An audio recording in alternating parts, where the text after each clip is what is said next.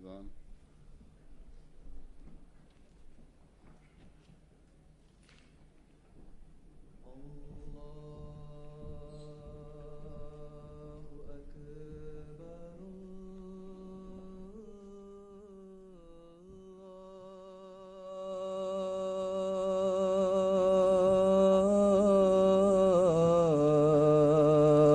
أكبر. الله أكبر.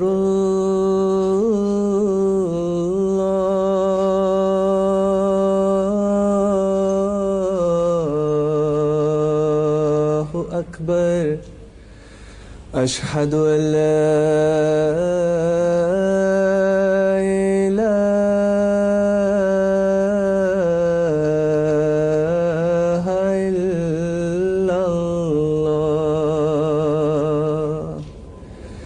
أشهد أن لا إله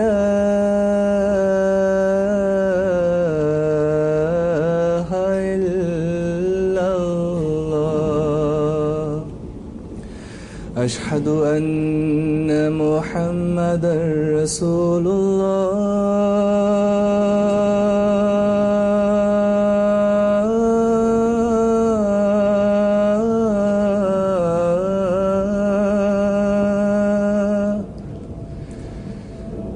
أشهد أن محمدا رسول الله.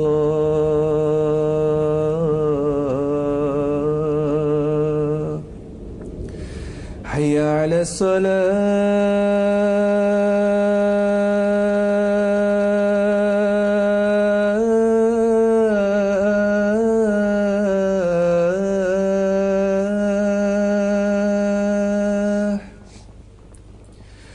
حي على الصلاة.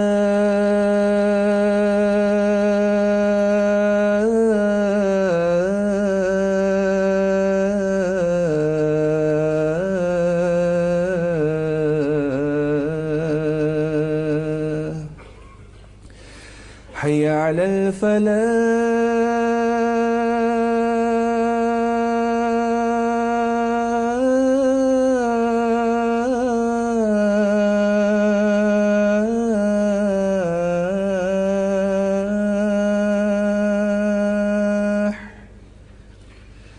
حي على الفلاح.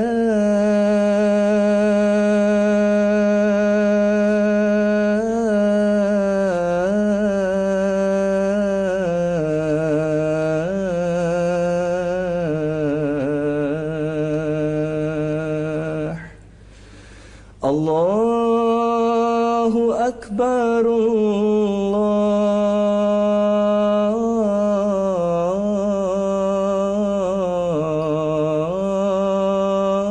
الله أكبر.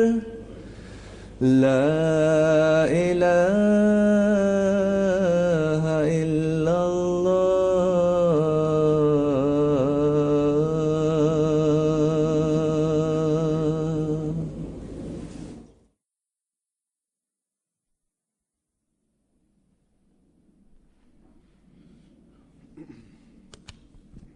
السلام عليكم ورحمة الله.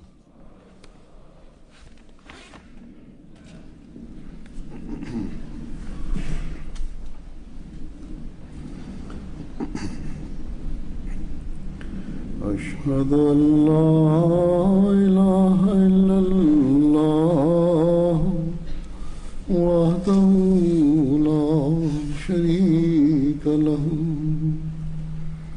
وأشهد أن محمدا عبده ورسوله.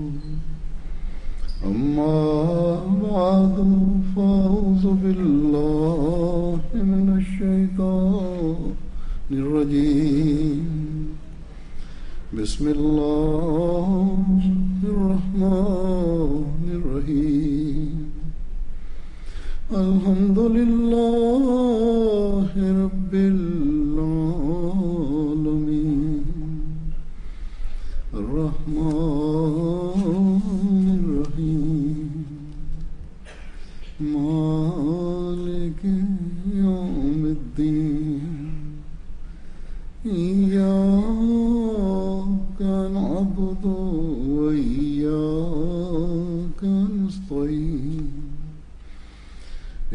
اهدنا الصراط المستقيم صراط الذين أنعمت عليهم غير المغضوب عليهم ولا الضالين.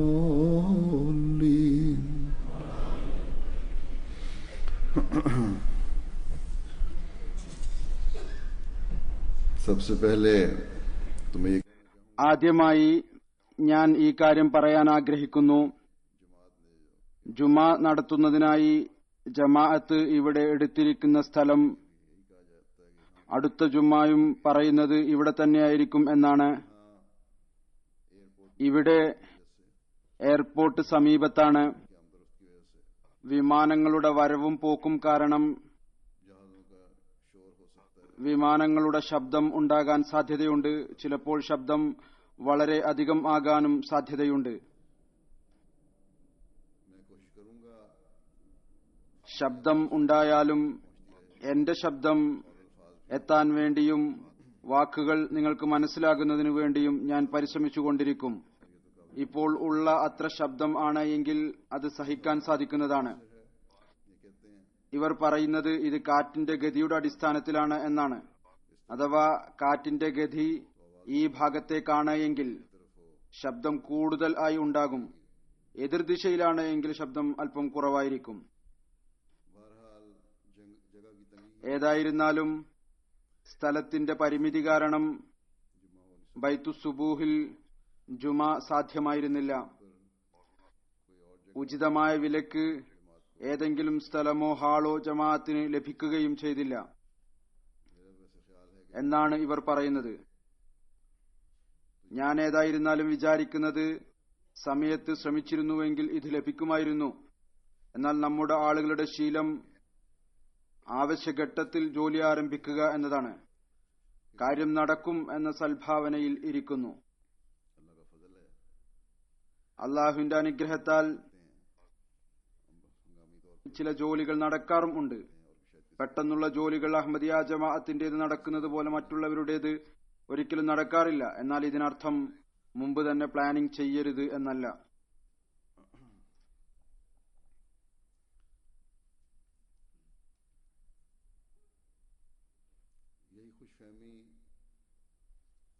ഈ ഭാവനയും ശ്രദ്ധയില്ലായ്മയും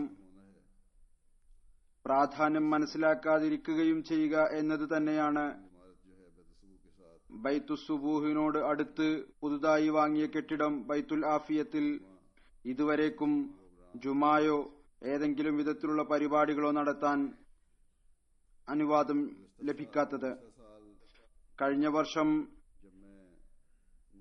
ഞാൻ ഇവിടെ ജൽസയിൽ വന്നപ്പോൾ ബൈത്തുസുബൂഹിലാണ് ജുമായും നമസ്കരിപ്പിച്ചത്. സ്ഥലം കുറവ് കാരണം സ്ത്രീകളെയും അടുത്തുള്ള ജമാഅത്തുകളെയും വിലക്കിയിരുന്നു. ജുമാക്ക് വരരുത് എന്ന് പറഞ്ഞിരുന്നു. അപ്പോൾ ഞാൻ ജമാഅത്തിന്റെ സംഘാടകരോട് പറഞ്ഞിരുന്നു, ബൈത്തുൽ ആഫിയത്ത് ഉപയോഗിക്കുന്നതിനുള്ള അനുവാദം എത്രയും പെട്ടെന്ന് നേടുക. കാരണം ഇത്തരത്തിലുള്ള ബുദ്ധിമുട്ടുകൾ നേരിടാതിരിക്കുന്നതിനു വേണ്ടി. എന്റെ ചിന്തയിൽ ചുരുങ്ങിയത് ഇവരുടെ റിപ്പോർട്ട് അനുസരിച്ച് അന്നു മുതൽ ഇവർ സീരിയസ് ആയ നിലയിൽ പ്രവർത്തിക്കുന്നു. എന്നാൽ കൌൺസിൽ ചെറിയ ചെറിയ ഒബ്ജക്ഷൻ ചെയ്തുകൊണ്ടിരിക്കുകയാണ്. എന്നാൽ ഈ കാര്യങ്ങൾ ഇവർ മുമ്പ് തന്നെ കാണണമായിരുന്നു. കൌൺസിൽ ഇവരുടെ കീഴിലല്ല. പോയ ഉടനെ തന്നെ ക്ലിയറൻസ് ലഭിക്കാൻ, കെട്ടിടം വാങ്ങിയ ഉടനെ തന്നെ സീരിയസ് ആയി അത് ഉപയോഗിക്കുന്നതിനുള്ള അനുവാദവും എന്തെല്ലാം മാറ്റങ്ങളാണോ വരുത്തേണ്ടിയിരുന്നത് അതിന്റെ എല്ലാം ജോലികൾ ആരംഭിക്കേണ്ടതായിരുന്നു. അഥവാ ആ ജോലി ആരംഭിച്ചിരുന്നുവെങ്കിൽ ഇന്ന് ഇത്രയധികം പ്രയാസം ഉണ്ടാകുമായിരുന്നില്ല. ഈസ്റ്ററിന്റെ അവധി കാരണം ഇവരുടെ ചിന്തയനുസരിച്ച് ഈ സ്ഥലം വളരെ വലുതാണ്. ആളുകൾ കൂടുതലായി വന്നതുകൊണ്ട് ഈ സ്ഥലവും ചെറുതായിക്കൊണ്ടിരിക്കുന്നു. ഈ പ്രയാസം ബൈത്തുൽ ആഫിയത്തിലും സംഭവിക്കുമായിരുന്നു. എന്നാൽ സാധാരണഗതിയിലുള്ള ജുമ അവിടെ നമസ്കരിക്കാൻ സാധിക്കുമായിരുന്നു. കെട്ടിടം വാങ്ങിച്ചിട്ട് 2-3 വർഷമായിരിക്കുന്നു. और अभी तक इसके इस्तेमाल में ഇതുവരേക്കും അത് ഉപയോഗിക്കുന്നതിൽ ചില തടസ്സങ്ങളുണ്ട്. जब ये इमारत ഈ കെട്ടിടം വാങ്ങിയ സമയത്ത് दुनिया के हालात भी ലോകത്തിന്റെ അവസ്ഥയും അല്പം മെച്ചമായിരുന്നു. के हवाले से മുസ്ലിങ്ങളെ കുറിച്ച് പറയുകയാണെങ്കിൽ कुछ बेहतर हालात थे അവസ്ഥ അല്പസ്വല്പം മെച്ചമായിരുന്നു.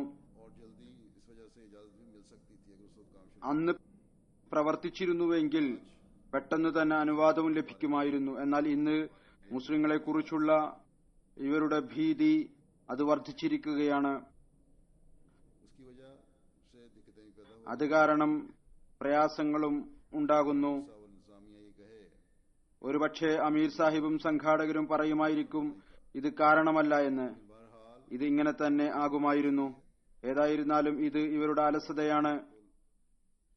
എല്ലാ ജോലിയെയും വലിച്ചു നീട്ടുന്ന ശീലമാണ്. जिसकी वजह से आज हमें അത് കാരണം पेश आ रही है ഇന്ന് നമുക്ക് പ്രയാസങ്ങൾ നേരിടേണ്ടതായി വരുന്നു. इंतजामिया അള്ളാഹു और खुशफहमी സംഘാടകർക്ക് ബുദ്ധിയും മനസ്സിലാക്കാനുള്ള ശക്തിയും और हकायक समझते हुए നൽകട്ടെ. करने वाले हों आप लोग സൽഭാവനയിൽ മാത്രം अपने उहदेदार मुंतखब किए ഒതുങ്ങി നിൽക്കുന്നതിൽ നിന്ന് ഇവരെ രക്ഷിക്കട്ടെ. യാഥാർത്ഥ്യം മനസ്സിലാക്കി ഇവർ പ്രവർത്തിക്കുന്നവരായി തീരട്ടെ. നിങ്ങൾ നിങ്ങളുടെ बाकायदा दुआ ഭാരവാഹികളെ തിരഞ്ഞെടുത്തിരിക്കുന്നു. അതുകൊണ്ട് നിങ്ങളുടെ നിർബന്ധ കടമയാണ് ഇവരുടെ പ്രവർത്തനങ്ങൾക്കുള്ള ബുദ്ധിമുട്ട് ഇല്ലാതാകുന്നതിനും ഇവർക്ക് ബുദ്ധി ഉണ്ടാകുന്നതിനും വേണ്ടി സ്ഥിരമായി ദുആ ചെയ്തുകൊണ്ടിരിക്കുകയും ചെയ്യുക. ഏതാനും മിനിറ്റുകൾ തന്നെ നാം 3-4 വിമാനങ്ങൾ കടന്നുപോകുന്ന ശബ്ദം കേട്ടു. ഇതേതായിരുന്നാലും സഹിക്കാൻ സാധിക്കുന്നതാണ്. ഇത് സഹിക്കേണ്ടതായി വരും. दूसरी सूरत यही हो सकती थी कि മറ്റു സാധ്യമായൊരു കാര്യം എന്ന് പറയുന്നത് പരിമിതമായ ആളുകൾക്ക് ജുമാ നമസ്കരിക്കാനായി അനുവാദം നൽകുക എന്നതായിരുന്നു. സ്ത്രീകൾക്കും വിലക്കേർപ്പെടുത്തുക. പാകിസ്ഥാനിൽ അല്ലെങ്കിൽ ഏതെല്ലാം രാജ്യങ്ങളിലാണോ ജമാഅത്തിന് എതിർപ്പുള്ളത്, അവസ്ഥകൾ കാരണം जुम्मे पे आने से रोका जाता है സ്ത്രീകളെ ജുമാക്ക് വരുന്നതിൽ നിന്ന് തടയുന്നു. അതുപോലെ തന്നെ ജുമാ വിവിധ സ്ഥലങ്ങളിൽ വെച്ചാണ് അനുഷ്ഠിക്കുന്നത്, ഒരു കേന്ദ്രത്തിൽ വെച്ചുകൊണ്ടല്ല. അൾജീരിയയിൽ പൂർണ്ണമായ വിലക്കാണുള്ളത്. ഏതെങ്കിലും സെന്ററിലോ എന്നല്ല വീടുകളിൽ പോലും ഒരുമിച്ചു കൂടാൻ പറ്റുകയില്ല. അവിടങ്ങളിൽ അക്രമപരമായ നിയമങ്ങൾ കാരണത്താലും ശത്രുക്കളോടുള്ള ഭയം കാരണത്താലുമാണ് ഇത് നടക്കുന്നത്. എന്നാൽ ഇവിടെ എവിടെയാണോ മതസ്വാതന്ത്ര്യമുള്ളത് ഇവിടെ ഇത്തരത്തിൽ വിലക്കേർപ്പെടുത്തുക എന്നത് നമ്മുടെ അലസതയും കാര്യങ്ങളുടെ പ്രാധാന്യം മനസ്സിലാക്കാതിരിക്കുകയും ചെയ്യുക എന്നതുകൊണ്ടാണ് സംഭവിച്ചുകൊണ്ടിരിക്കുന്നത്. ഏതായിരുന്നാലും आने वाला जुमा तो नहीं, जो आइंदा जब भी प्रोग्राम बनेगा आने का इंशाल्लाह അടുത്ത ജുമാക്ക് വേണ്ടി ദുആ ചെയ്യുക. അടുത്ത ജുമ എന്ന് പറയുമ്പോൾ വരാൻ പോകുന്ന ജുമ അല്ല, या कम से कम ഭാവിയിൽ ഇനി എപ്പോഴാണോ വരാനുള്ള പ്രോഗ്രാം തയ്യാറാകുന്നത് सुबह जाएं അപ്പോഴേക്കും ബൈത്തുൽ ആഫിയത്ത് ഉപയോഗിക്കാനുള്ള അനുവാദം ലഭിക്കുമാറാകട്ടെ. ഏറ്റവും ചുരുങ്ങിയത് ഇവർക്കെല്ലാവർക്കും ഉൾക്കൊള്ളാൻ സാധിക്കുന്ന സ്ഥലം ലഭിക്കുമാറാകട്ടെ. ഈ ബുദ്ധിമുട്ട് അവിടെ ബൈത്തുൽ ആഫിയത്തിലും കുറച്ചു കാലത്തേക്ക് മാത്രമേ വിദൂരപ്പെടുകയുള്ളൂ. ജമാഅത്ത് ഇൻഷാ അല്ലാഹ് വളർന്നുകൊണ്ടിരിക്കുന്നു. जो भी जगह हम लेंगे छोटी होती जाएंगी, लेकिन അതുകൊണ്ട് നാം വാങ്ങുന്ന സ്ഥലങ്ങൾ എല്ലാം തന്നെ ചെറുതായിക്കൊണ്ടിരിക്കും. എന്നാൽ ഒരു സ്ഥലം വാങ്ങിയതിനു ശേഷം തങ്ങളുടെ അലസത കാരണം അനേകം വർഷം ഉപയോഗിക്കാതിരിക്കുകയും ഈ സ്ഥലം കുറഞ്ഞുപോയി എന്ന് പറയുന്നത് ഇത് ഒരു ബുദ്ധിയല്ല, पहले तो मैंने कुछ और मजमून लिया था ഇതൊരു മറുപടിയല്ല, ഒരു ബുദ്ധിയുമല്ല. ഏതായിരുന്നാലും ഈ കാര്യങ്ങൾക്ക് ശേഷം ഇന്നത്തെ ഖുതുബയ്ക്ക് വേണ്ടി ഞാൻ ആദ്യം മറ്റൊരു വിഷയമാണ് എടുത്തിരുന്നത്. പിന്നീട് ചില മർഹൂമിങ്ങളുടെ ജനാസ നമസ്കരിപ്പിക്കണമായിരുന്നു. അതുകൊണ്ട് बातें सामने आ गई, इसलिए आज मैंने सोचा है അവരുടെ ചില കാര്യങ്ങൾ മുന്നിൽ വന്നു. അതുകൊണ്ട് ഞാൻ വിചാരിച്ചു ഇന്ന് അവരെക്കുറിച്ച് സ്മരിക്കാം. അതിൽ ഒരാൾ ഒരു ഷഹീദാണ്, और एक मसीह इस्लाम की മറ്റൊന്ന് ഒരു മുറബിയ സിൽസിലയാണ്, ഒരാൾ ഹസ്രത്ത് മസീഹെ മൗദ് അലൈഹി സ്വലാത്തു വസ്സലാമിന്റെ പൗത്രിയാണ്.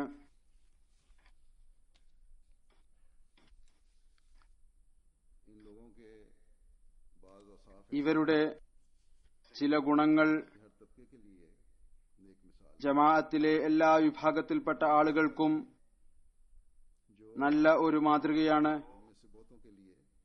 ഇത്തരം കാര്യങ്ങൾ തന്നെയാണ് നമ്മളിൽ ഒരുപാട് ആളുകൾക്ക് അനുകരണയോഗ്യമായ മാതൃക. ഒരുപാട് ആളുകൾക്ക് ഇതിൽ പാഠമുണ്ട്. ഞാൻ ഈ മർഹൂമിങ്ങളെ കുറിച്ച് ചുരുങ്ങിയ നിലയിൽ പറയുന്നതിന് പകരം ഇവരെക്കുറിച്ച് തുറന്ന നിലയിൽ പറയുന്നത് ഉചിതമായിരിക്കുമെന്ന് ചിന്തിച്ചു. ഓരോരുത്തരുടെയും ജീവിതത്തിന്റെ വശങ്ങൾ എന്റെ മുന്നിൽ കൊണ്ടുവന്നിരിക്കുന്നത്, അല്ലെങ്കിൽ എനിക്ക് അറിയാവുന്നത്, അത് മൻകല നഹ്ബഹു എന്നതിന്റെ സാക്ഷ്യമാക്കി ഇവരെ മാറ്റുന്നു. അവർ തങ്ങളുടെ പ്രതിജ്ഞകളും നിയ്യത്തുകളും ഉദ്ദേശവും പൂർത്തിയാക്കിയ ആളുകളായിരുന്നു. ഇവർ ദീനിന് ദുനിയാവിനേക്കാൾ പ്രാധാന്യം നൽകിക്കൊണ്ട് തങ്ങളുടെ ജീവിതം കഴിച്ചുകൂട്ടി. അപ്രകാരം അള്ളാഹുവിന്റെ സമക്ഷത്തിൽ ഹാജരായി. ഇവരിൽ ഒന്നാമതായി നമ്മുടെ ഷഹീദായ സഹോദരൻ പ്രൊഫസർ ഡോക്ടർ അഷ്ഫാഖ് അഹമ്മദ് സാഹിബ് ആണ്. അദ്ദേഹം കഴിഞ്ഞ വെള്ളിയാഴ്ച ഷഹീദാക്കപ്പെടുകയുണ്ടായി.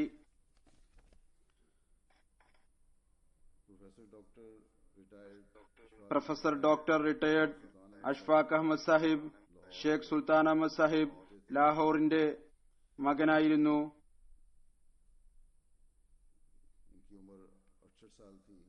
ഇദ്ദേഹത്തിന്റെ പ്രായം 68 വയസ്സായിരുന്നു.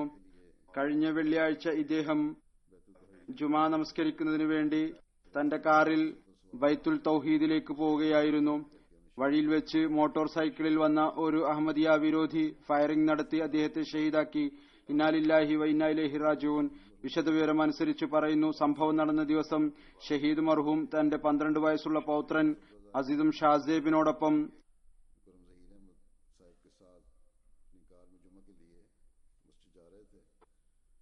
അതേപോലെ തന്നെ ഹൽക്ക സദർ സബ്സാറിലെ ഒരു അഹമ്മദി സഹോദരൻ ബഹുമാനപ്പെട്ട സഹീർ അഹമ്മദ് സാഹിബിനോടൊപ്പം ഒരു കാറിൽ ജുമാ നമസ്കരിക്കുന്നതിനു വേണ്ടി പള്ളിയിലേക്ക് പോവുകയായിരുന്നു. ഷഹീദ് മർഹൂം സ്വയം വാഹനം ഓടിക്കുകയായിരുന്നു. ഇദ്ദേഹത്തിന്റെ പൗത്രൻ മുന്നിൽ അടുത്ത സീറ്റിൽ ഇരിക്കുന്നുണ്ടായിരുന്നു. രണ്ടാമത്തെ സഹോദരൻ പിന്നിലിരിക്കുകയായിരുന്നു. സദർ ബസാറിൽ നിന്ന് മുൽത്താൻ റോഡിൽ എത്തിയപ്പോൾ അവിടെ റോഡ് പണി നടക്കുന്നത് കാരണം ട്രാഫിക് നിലച്ചിരിക്കുകയായിരുന്നു. അദ്ദേഹത്തിന്റെ വാഹനം നിന്ന ഉടനെ തന്നെ ഹെൽമറ്റ് ധരിച്ച ഒരു മോട്ടോർ സൈക്കിളിൽ വന്ന വ്യക്തി ഡ്രൈവിംഗ് സീറ്റിനടുത്തു വന്ന അദ്ദേഹത്തിന്റെ ചെവിക്കുറ്റിൽ പിസ്റ്റൾ വെച്ച് നിറയൊഴിച്ചു. എന്നിട്ട് അവിടെ നിന്ന് ഓടിപ്പോയി. വെടിവെച്ചത് കാരണം വെടിയുണ്ട മറുഭാഗത്തുകൂടെ കടന്നുപോയി. സംഭവസ്ഥലത്ത് വെച്ച് തന്നെ അദ്ദേഹം ഷഹാദത്തിന്റെ പാനീയം കുടിച്ചു. മറ്റു രണ്ടുപേരും സുരക്ഷിതരായി. അവരെ അയാൾ ഒന്നും പറഞ്ഞില്ല. ഷഹീദ് മർഹൂമിന്റെ കുടുംബത്തിൽ അഹമ്മദിയത്തിന്റെ ആരംഭം ഷഹീദ് മർഹൂമിന്റെ പിതാമഹൻ ബഹുമാനപ്പെട്ട ഷെയ്ഖ് അബ്ദുൽ ഖാദിർ സാഹിബ് മുഖേനയാണ് ഉണ്ടായത്. ഹദ്റത്ത് മസീഹ് മൗഊദ് അലൈഹി സ്വലാത്തു വസ്സലാം ലുധിയാനയിൽ വന്ന കാലത്താണ് അതുണ്ടായത്. അദ്ദേഹത്തിന്റെ കുടുംബത്തിന്റെ ബന്ധം സംഗ്രൂൺ, പടിഞ്ഞാറൻ പഞ്ചാബ്, ഇന്ത്യയുമായിട്ടായിരുന്നു. ഈ പ്രദേശത്തെ ഒരു മഹാത്മാവ് ബഹുമാനപ്പെട്ട മിറാം ബക്ഷ് സാഹിബ് അഹമ്മദിയത്ത് സ്വീകരിച്ചതിനു ശേഷം ഷഹീദ് മർഹൂമിന്റെ പിതാമഹനോട് അഹമ്മദിയത്ത് സ്വീകരിക്കാൻ വേണ്ടി ക്ഷണിക്കുകയുണ്ടായി. അങ്ങനെ ഷഹീദ് മർഹൂമിന്റെ പിതാമഹൻ കുടുംബത്തോടൊപ്പം അഹമ്മദിയത്ത് സ്വീകരിച്ചു. പാകിസ്ഥാൻ സ്ഥാപിതമാകുന്നതിനു മുമ്പ് ഷഹീദ് മർഹൂമിന്റെ പിതാമഹൻ വഫാത്തായിരുന്നു. പാകിസ്ഥാൻ സ്ഥാപിതമായതിനു ശേഷം ഇദ്ദേഹത്തിന്റെ പിതാമഹി ബഹുമാനപ്പെട്ട ആയിഷ സാഹിബ കുടുംബത്തിന്റെ നേതൃത്വം ഏറ്റെടുത്തുകൊണ്ട് കുടുംബത്തോടൊപ്പം ഇന്ത്യയിൽ നിന്ന് പാകിസ്ഥാനിലെ ലാഹോറിലേക്ക് ഹിജ്റത്ത് ചെയ്തു. കുറച്ചുകാലം ക്യാമ്പിൽ താമസിച്ചതിനു ശേഷം പിന്നീട് സന്ത് നഗർ ലാഹോറിൽ താമസം ആരംഭിച്ചു. അവിടെ വെച്ച് ഷഹീദ് മർഹൂം 1950 ജനിച്ചു. കുറച്ചു കാലത്തിനു ശേഷം ഈ കുടുംബം റബോയിലേക്ക് താമസം മാറ്റി. ഷഹീദ് മർഹൂമിന്റെ പ്രാരംഭ വിദ്യാഭ്യാസം റബോയിൽ നിന്നാണ്. മെട്രിക് പാസ്സായതിനു ശേഷം വെറ്ററിനറി കോളേജ് ലാഹോറിൽ അഡ്മിഷൻ നേടി. അങ്ങനെ രണ്ടാമതും ഇവരുടെ കുടുംബം ഇത് കാരണം ലാഹോറിലേക്ക് താമസം മാറ്റി. MSc വെറ്ററിനറി ചെയ്തതിനു ശേഷം വെറ്ററിനറി കോളേജിൽ ലെക്ചറായി ജോലി ആരംഭിച്ചു. പിന്നീട് പ്രൊഫസർ സ്ഥാനം വരെ പ്രമോഷൻ ലഭിച്ചു. മർഹൂമിന്റെ പിതാവ് ഷേഖ് സുൽത്താൻ അഹമ്മദ് സാഹിബ് പഞ്ചാബ് പോലീസിൽ സബ് ഇൻസ്പെക്ടർ ആയിരുന്നു. ഇദ്ദേഹം ഇൻസ്പെക്ടറായി സേവനം ചെയ്തുകൊണ്ടിരുന്നു. മർഹൂം അള്ളാഹുവിന്റെ അനുഗ്രഹത്താൽ മൂസി ആയിരുന്നു. ഖിലാഫത്തുമായി അങ്ങേറ്റത്തെ സ്നേഹമായിരുന്നു. തഹജ്ജുദ് നമസ്കരിക്കുന്ന അതിഥി സൽക്കാരപ്രിയനായ സൃഷ്ടിസേവനം ചെയ്യുന്ന ഭാരവാഹികളെ അനുസരിക്കുന്ന ഒരു മുഖ്ലിസായ മനുഷ്യനായിരുന്നു. എപ്പോഴും ജമാഅത്തി സേവനങ്ങളിൽ മുൻപന്തിയിലായിരുന്നു. അങ്ങേയറ്റത്തെ ഉന്നത സ്വഭാവത്തിന്റെ ഉടമസ്ഥനായിരുന്നു. ദഅവത്തെ ഇലല്ലാഹയുടെ കാര്യത്തിൽ വളരെയധികം ആവേശമുണ്ടായിരുന്നു. ഉന്നത സ്വഭാവം എല്ലാവരുമായി ഇടപഴകുകയും ചെയ്യുന്നത് കാരണം തന്റെ വിദ്യാർത്ഥികളിലും പ്രൊഫസർമാരിലും ഒരേപോലെ സ്വീകാര്യനായിരുന്നു. തന്റെ കൂടെയുള്ള പ്രൊഫസർമാരെ അധികവും വീട്ടിൽ ഭക്ഷണത്തിന് ക്ഷണിക്കുമായിരുന്നു. ജമാഅത്തിനെ കുറിച്ച് സ്വാധീനമുണ്ടാക്കുന്ന വിധത്തിൽ പരിചയപ്പെടുത്തുമായിരുന്നു. അത് കാരണം ചിലപ്പോൾ അദ്ദേഹത്തിന് ഭീഷണിയും ഉണ്ടാകാറുണ്ടായിരുന്നു. എന്നാൽ അതിനെയെല്ലാം തന്നെ അവഗണിച്ചു എന്നല്ല പറയുമായിരുന്നു. ഇതൊരു നിസ്സാര കാര്യം മാത്രമാണ്. ചെറുപ്പം മുതൽ തന്നെ അദ്ദേഹത്തിന് ജമാഅത്തി സേവനത്തിനുള്ള താല്പര്യം വളരെയധികമായിരുന്നു. ജമാഅത്തി പരവും സംഘടനാപരവുമായ തലത്തിൽ വിവിധ വകുപ്പുകളിൽ ജോലി ചെയ്യാനുള്ള തൗഫീക്ക് ലഭിച്ചു. ഹൽക്ക സബ്സാറയിൽ താമസിക്കുന്നതുകൊണ്ട് ഹൽക്കയുടെ സദറും നായിബ്സയും ആലയും ഉന്നതമായ നിലയിൽ സേവനം ചെയ്യാനുള്ള ഭാഗ്യം ലഭിച്ചു. ഈ വർഷം അദ്ദേഹത്തെ സെക്രട്ടറി ദഅവത്ത ഇലല്ലാ ആയി ഇനാം ഇക്ബാൽ ടൗൺ ലാഹോറിൽ നിശ്ചയിച്ചു. വളരെ നല്ല നിലയിൽ അദ്ദേഹം തന്റെ ദഅവത്തെ ഇലല്ലായുടെ പ്രവർത്തനങ്ങൾ ആരംഭിച്ചിരുന്നു, പ്രോഗ്രാം തയ്യാറാക്കിയിരുന്നു.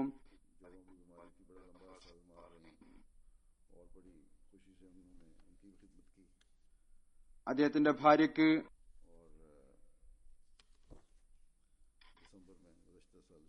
ജോയിന്റുകളിൽ ബാധിക്കുന്ന ഒരു രോഗം ഉണ്ടായിരുന്നു. ദീർഘകാലം രോഗിയായിരുന്നു. വളരെ സന്തോഷത്തോടെ ഇദ്ദേഹം അവരെയും സേവിച്ചു. കഴിഞ്ഞ വർഷം ഡിസംബറിൽ അദ്ദേഹത്തിന്റെ ഭാര്യ വഫാത്തായിരുന്നു. ഇദ്ദേഹത്തിന് മക്കൾ ഉണ്ടായിരുന്നില്ല. എടുത്തു വളർത്തിയ ഒരു മകനാണ് ഉണ്ടായിരുന്നത്. അദ്ദേഹത്തിന്റെ 2 മക്കളാണ് ഷാസേബും ഷാഹീനും. ഇവർ ഇദ്ദേഹത്തോടൊപ്പം ലാഹോറിൽ താമസിക്കുകയായിരുന്നു. ഈ മക്കൾ തന്നെയായിരുന്നു ജുമാക്ക് പോകുമ്പോൾ ഇദ്ദേഹത്തോടൊപ്പം ഉണ്ടായിരുന്നത് എന്ന് തോന്നുന്നു. ഇദ്ദേഹത്തിന്റെ ഒരു സഹോദരൻ ഇല്യാസ് സാഹിബ് ബെർലിംഗമിലാണ് താമസിക്കുന്നത്. ഇദ്ദേഹം പറയുന്നു, വളരെ സ്നേഹമുള്ള ഒരു സഹോദരനായിരുന്നു. ചെറിയ സഹോദരന്മാരെ മൂത്ത സഹോദരനെ പോലെയല്ല, മറിച്ച് പിതാവിനെ പോലെയാണ് നോക്കിയത്. ഞങ്ങളുടെ തർബിയത്തിൽ വ്യക്തമായ പങ്കുവഹിച്ചു. നമസ്കാരം, അതിന്റെ അർത്ഥം, വിശുദ്ധ ഖുർആനും എല്ലാം തന്നെ അദ്ദേഹത്തിൽ നിന്നാണ് ഞങ്ങൾ പഠിച്ചത്. തന്റെ ചെറിയ സഹോദരന്മാരെ ശ്രദ്ധിക്കുമായിരുന്നു. വിദ്യാഭ്യാസത്തിലും അദ്ദേഹം എപ്പോഴും ഞങ്ങളെ സഹായിക്കുകയും മാർഗദർശനം നൽകുകയും ചെയ്തു. സ്കൂളിൽ പോയി ഞങ്ങളുടെ അധ്യാപകന്മാരെ കാണുമായിരുന്നു. ഞങ്ങളെക്കുറിച്ച് വ്യാകുലപ്പെടുമായിരുന്നു. ജമാഅത്തി പരിപാടികളിൽ വളരെ തയ്യാറെടുപ്പോടുകൂടി ഞങ്ങളെ കൊണ്ടുപോകുമായിരുന്നു. വിവിധ വൈജ്ഞാനിക മത്സരങ്ങളിൽ പങ്കെടുപ്പിക്കുന്നതിനു വേണ്ടി തയ്യാറാക്കുമായിരുന്നു. ജമാഅത്തായ നമസ്കാരത്തിന് കൂടെ കൊണ്ടുപോകും. മൂത്ത സഹോദരൻ ഇതുപോലെ തന്റെ ചെറിയ സഹോദരന്മാരെ കൂടെ കൊണ്ടുപോകാൻ തുടങ്ങിയാൽ, അതുപോലെ മാതാപിതാക്കളും ചെയ്താൽ, അങ്ങനെയാണെങ്കിൽ നമ്മുടെ പള്ളികളിലെ ഹാജർ നില പല ഇരട്ടിയായി വർദ്ധിക്കും. വീണ്ടും പറയുന്നു, ജമാഅത്തി ഡ്യൂട്ടികളിൽ എപ്പോഴും ആദ്യം ഞങ്ങളെ കൊണ്ടുപോകും. ഇദ്ദേഹം ഷഹീദ് മർഹൂം ഖലീഫത്തുൽ മസീഹ് റാബിന്റെ കാലഘട്ടത്തിൽ ഒരു സ്വപ്നം കണ്ടിരുന്നു. ഇദ്ദേഹത്തിന്റെ സഹോദരൻ പറയുന്നു, പെട്ടെന്ന് എനിക്ക് ആ സ്വപ്നം ഓർമ്മ വന്നു. ആ സ്വപ്നം ഇപ്രകാരമായിരുന്നു. പറയുന്നു, ഞാൻ ഞങ്ങളുടെ മുഹല്ലയിലെ അനഹമ്മദികളുടേതായ ഒരു പള്ളിയിൽ നിന്ന് അറിയിപ്പ് കേൾക്കുന്നു, ഹദ്റത്ത് ഖലീഫത്തുൽ മസീഹ് റാബി വഫാത്തായി എന്ന്. ഞാൻ കണ്ടു, വീട്ടിലെ ലെറ്റർ ബോക്സിൽ ഒരു കത്തി കിടക്കുന്നു. ആ സമയത്ത് അതിന്റെ വ്യാഖ്യാനം അദ്ദേഹം നടത്തിയത് ഇതായിരുന്നു: ജമാഅത്തിന് ത്യാഗങ്ങൾ ചെയ്യേണ്ടതായി വരും. ഹദ്റത്ത് ഖലീഫത്തുൽ മസീഹ് റാബിന്റെ വഫാത്തിന്റെ ഉദ്ദേശം ഇതാകാം: അങ്ങയുടെ കാലഘട്ടത്തിൽ ജമാഅത്ത് ഇത്രയധികം പുരോഗതി പ്രാപിക്കും. മരണത്തെക്കുറിച്ച് സ്പീക്കറുകളിൽ അറിയിപ്പ് നടക്കും. അദ്ദേഹത്തിന്റെ ചിന്തയനുസരിച്ച് MTA-യിൽ ആ അറിയിപ്പ് നടന്നുകൊണ്ടിരുന്നു. അങ്ങനെ അദ്ദേഹത്തിന്റെ സ്വപ്നം പൂർത്തിയായി. അദ്ദേഹം കണ്ട കത്തി അത് അദ്ദേഹത്തിന്റെ ഷഹാദത്തിലേക്കുള്ള ഒരു സൂചനയായിരുന്നു. അത് അദ്ദേഹം വ്യാഖ്യാനിക്കുകയുണ്ടായി. ഇതും ശരിയായ ഒരു വ്യാഖ്യാനമായി തോന്നുന്നു. അത് ഷഹാദത്തിലേക്കുള്ള സൂചനയായിരുന്നു. അതും പൂർത്തിയായി. പറയുന്നു, ഞങ്ങളുടെ സഹോദരൻ ഞങ്ങളെക്കാൾ മുൻകടന്നു. കുടുംബത്തിന്റെ പേര് പ്രകാശിതമാക്കി, ഷഹാദത്തിന്റെ സ്ഥാനം കരസ്ഥമാക്കി. കുടുംബത്തിലെ ആദ്യത്തെ ഷഹീദായി നമുക്കെല്ലാവർക്കും ആയി ഇപ്പോഴത്തേക്കും മാതൃക അവശേഷിപ്പിച്ചു കൊണ്ടുപോയി. അള്ളാഹു ഇദ്ദേഹത്തിന്റെ സ്ഥാനം ഉയർത്തുമാറാകട്ടെ. ഇദ്ദേഹത്തിന് 6 സഹോദരന്മാരും ഒരു സഹോദരിയുമുണ്ട്. അവരെല്ലാവരും ഏകദേശം പുറത്താണ്. രണ്ടാമതായി പറയേണ്ട മർഹൂം, അദ്ദേഹം ബഹുമാനപ്പെട്ട H. നാസറുദ്ദീൻ സാഹിബ്, മുബല്ലിഗ് ഇൻചാർജ് गोदावरी इंडिया हैं। ഈസ്റ്റ് ഗോദാവരി ഇന്ത്യയാണ്. 7 अप्रैल 2017 को ഏപ്രിൽ 7 തീയതി 2017 ഗോദാവരി നദിയിൽ മുങ്ങിയതുകൊണ്ട് 42ാമത്തെ വയസ്സിൽ വഫാത്തായി. ഇന്നാലില്ലാഹി വ ഇന്നാ ഇലൈഹി റാജിഊൻ. അപകടം നടന്ന ദിവസം അദ്ദേഹം ബഹുമാനപ്പെട്ട അമീർ സാഹിബ് സിക്കന്ദരാബാദിന്റെയും മറ്റ് ജമാഅത്ത് അംഗങ്ങളോടൊപ്പം ബാങ്കൽപൂടി ജമാഅത്തിൽ സുബൈ നമസ്കാരത്തിനു ശേഷം നദിയിൽ പോയി. നല്ലവണ്ണം നീന്തൽ അറിയാമായിരുന്നു. അവിടെ ചില സഹോദരന്മാരോടൊപ്പം നീന്തുന്നതിനിടക്ക് അപ്രത്യക്ഷമായി. പിന്നീട് മീൻപിടുത്തക്കാരുടെ സഹായത്തോടെ 1 മണിക്കൂർ തിരഞ്ഞതിനു ശേഷം നദിക്കരയിൽ നിന്ന് അദ്ദേഹത്തിന്റെ ശരീരം ലഭിച്ചു. മർഹൂമിന്റെ പിതാവ് എ ഷാഹുൽ ഹമീദ് സാഹിബ് തന്റെ പ്രദേശം കേരളത്തിലെ കാവശ്ശേരിയിലെ ആദ്യത്തെ അഹമ്മദിയായിരുന്നു. അദ്ദേഹം മുഖേനയാണ് അവിടെ ജമാഅത്ത് സ്ഥാപിതമായത്. അദ്ദേഹത്തിന്റെ മാതാവ് ചേലക്കരയിലെ ആദ്യത്തെ അഹമ്മദികളിൽപ്പെട്ട ആളായിരുന്നു. മർഹൂം 2000 കാദിയാനിൽ നിന്ന് പഠിച്ചിറങ്ങി ആന്ധ്ര, തെലങ്കാന സംസ്ഥാനങ്ങളിൽ വിവിധ സ്ഥലങ്ങളിൽ വിജയിയായ മുബല്ലിഗായിക്കൊണ്ട് സേവനം അനുഷ്ഠിച്ചുകൊണ്ടിരുന്നു. ചിന്തക്കുണ്ട എന്ന വലിയ ജമാഅത്തിലും സേവനം ചെയ്യാൻ തൗഫീക്ക് ലഭിച്ചു. അദ്ദേഹം വളരെ ഹിക്മത്തോടുകൂടി തർബിയത്ത് നടത്തി തന്റെ കീഴിലുള്ള ജമാഅത്തുകളെ സംരക്ഷിച്ചു. മരണസമയത്ത് മുബല്ലിഗ് ഇൻചാർജ് ആയി ജില്ലാ ഈസ്റ്റ് ഗോദാവരി നിയമിതനായിരുന്നു. ഇദ്ദേഹത്തിന്റെ ഭാര്യ പറയുന്നു, ചില സ്ഥലങ്ങളിൽ അവിടെ കേവലം ജമാഅത്തിന്റെ സെന്റർ മാത്രമാണ് ഉണ്ടായിരുന്നത്. അവിടെയും താമസിക്കേണ്ടതായി വന്നു. അവിടെ ഭാര്യയെയും കുട്ടികളെയും കൂട്ടി നമസ്കരിപ്പിച്ച് ദർസ് നൽകുമായിരുന്നു. ഈ പരമ്പര നമസ്കാരത്തിന്റെ തലേ ദിവസം വരെ തുടർന്നു. ഇതിൽ മുറബിമാർക്ക് മുബല്ലിഗീങ്ങൾക്ക് പാഠമുണ്ട്. അഥവാ ജമാഅത്തുകൾ ദൂരത്തിലാണെങ്കിൽ പോലും, ആരും വരുന്നില്ല എങ്കിൽ പോലും നമസ്കാരം ജമാഅത്തായിട്ടായിരിക്കണം നടക്കേണ്ടത്. അത് തങ്ങളുടെ വീട്ടുകാരോടൊപ്പം അനുഷ്ഠിക്കേണ്ടി വന്നാലും ശരി. വീണ്ടും ഇദ്ദേഹത്തിന്റെ ഭാര്യ പറയുന്നു, ഇദ്ദേഹം കാമറെഡ്ഡിയിൽ മുബല്ലിഗായിരുന്നപ്പോൾ അവിടെ ലീഫ്ലെറ്റ് വിതരണം ചെയ്തതുകൊണ്ട് എതിർപ്പ് രൂക്ഷമായി. പിടിക്കപ്പെട്ടു. എതിരാളികൾ നല്ലവണ്ണം അടിക്കുകയും മർദ്ദിക്കുകയും ചെയ്തു. എന്നാൽ അദ്ദേഹം അള്ളാഹുവിന്റെ അനുഗ്രഹം കൊണ്ട് മാത്രം തലനാരിഴക്ക് രക്ഷപ്പെട്ടു. പറഞ്ഞു, അതിനുശേഷം ഞാൻ അദ്ദേഹത്തോട് പറഞ്ഞു, ഇവിടെ വളരെ ഭയാനകമായ അവസ്ഥയാണ്, ശത്രുതയാണ്, എതിർപ്പാണ്. കേരളത്തിലേക്ക് മാറ്റത്തിനു വേണ്ടി അപേക്ഷിക്കുക. കാരണം ഇപ്പോൾ ശത്രുത വളരെയധികം വർദ്ധിച്ചിരിക്കുന്നു. അപ്പോൾ പറഞ്ഞു, നാം മാറ്റം വാങ്ങി ഇവിടെ നിന്ന് പോകും. ഞാൻ ശത്രുതയുടെ കാരണം പറഞ്ഞ് മർക്കസിന് എഴുതുമ്പോൾ ഒരുപക്ഷെ മർക്കസ് ട്രാൻസ്ഫർ നൽകുകയും ചെയ്തേക്കാം. നാം പോകും. പക്ഷേ ഇവിടെ താമസിക്കുന്ന അഹമ്മദികളെ എങ്ങോട്ടാണ് ട്രാൻസ്ഫർ ആക്കുക? അവർക്ക് ശത്രുത അതേപോലെ തന്നെ നിലനിൽക്കുമല്ലോ. പറയുന്നു, എതിർപ്പിനെ ഭയന്നുകൊണ്ടു പോകുന്നത് ശരിയായ കാര്യമല്ല. അതുകൊണ്ട് നാം നമ്മുടെ വഖഫിന്റെ പ്രതിജ്ഞയെ പൂർത്തിയാക്കേണ്ടതാണ്. നാം എന്തു തന്നെ ആയാലും ഇവിടെ നിൽക്കണം. വഖഫ് ചെയ്താണ് നാം വന്നിട്ടുള്ളത്. ഇതും പറയുമായിരുന്നു. അഥവാ ഷഹാദത്തിനുള്ള തൗഫീക്ക് ലഭിച്ചാൽ അതിനേക്കാൾ വലിയ സമ്മാനം എന്ത് ലഭിക്കാനാണ്? അതുകൊണ്ട് നാം ഇവിടെ തന്നെ താമസിക്കണം. അതുപോലെ തന്നെ സാധാരണത്വത്തിന്റെ അവസ്ഥ ഇതായിരുന്നു. ഭാര്യ പറയുന്നു, ഒരു ഫർണിച്ചറും ഒരിക്കലും വാങ്ങിയിരുന്നില്ല. വീട്ടിൽ സ്വന്തമായ ഒരു ഫർണിച്ചറും ഉണ്ടായിരുന്നില്ല. എപ്പോഴും പറയുമായിരുന്നു, നാം വഖഫെ സിന്ദഗിയാണ്. ജമാഅത്ത് എവിടെയാണോ പറയുന്നത് അവിടെ നമ്മൾ പോകേണ്ടതാണ്. അതുകൊണ്ട് ഒരിക്കലും വീട്ടിലെ ഫർണിച്ചറോ സാധനങ്ങളോ നമുക്ക് പെട്ടെന്നുള്ള മാറ്റത്തിനൊരു തടസ്സമായി മാറരുത്. ജമാഅത്ത് നൽകിയിരിക്കുന്ന സൗകര്യം അതനുസരിച്ചാണ് നാം ജീവിക്കേണ്ടത്. അതിൽ ഒതുങ്ങി നിൽക്കേണ്ടതാണ്. ഇതും വഖഫെ സിന്ദഗികൾക്കുള്ള ഒരു മാതൃകയാണ്.